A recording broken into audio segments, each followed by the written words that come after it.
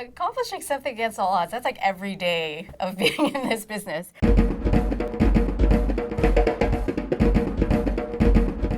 I guess the role that I'm most proud of in a way is Slings and Arrows, because when I booked that, I was ready to quit. In the audition, I ended up like full out crying, and then I crawled under the table. I was probably completely out of view for like the shot, but I ended up booking it, and it was because I just had a lot of fun with it. I went back to the reason that I started and did a character that I really enjoyed. The most important thing is to be yourself, and there really is nobody else like you, even if they tried. Because, I mean, I've tried to be many versions of, what I think would work. And they're never as successful as when I just allow myself to be me. When I used to do auditions for commercials, I was horrible at booking them. So I went in for this one, I think it was for Swiss Chalet. The director's in there. He goes, "Do the chicken." And I was like, okay, what does that mean? I stomped a foot, like full out, and it's just dead silent in the room. And then he goes, "Do you eat chicken?" But I think it's good to take weird risks. I found that university was important for me as a human being.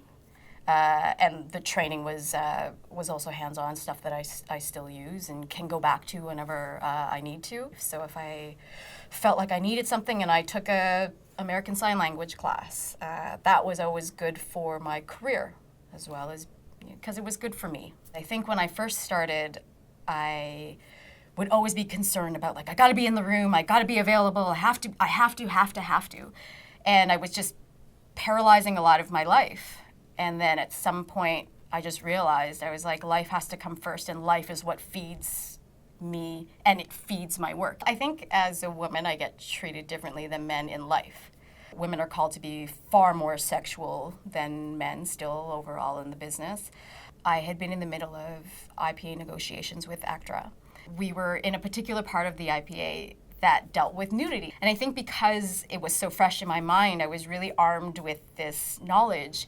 And I did have to use it on set. I just signed a contract for a film. I had to be in a certain amount of undress. And it was a first for me on film.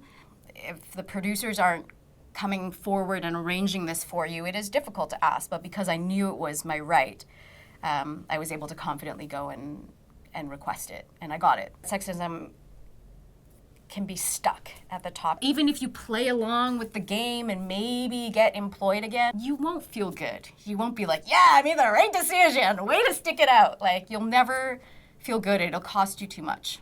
But what's changing a lot, I guess, is behind the scenes, and hopefully that's changing our representation on screen. People like Mindy Kaling and Lena Dunham who are, doing everything and doing it without compromising who they seem to be. And I think they're doing incredible things for women and the business is hopefully finally changing. I'm seeing a lot of shows coming out where I'm seeing people that don't fit the molds that I saw when I started. And that is really exhilarating. Some people succeed because they are destined to, but most people succeed because they are determined to.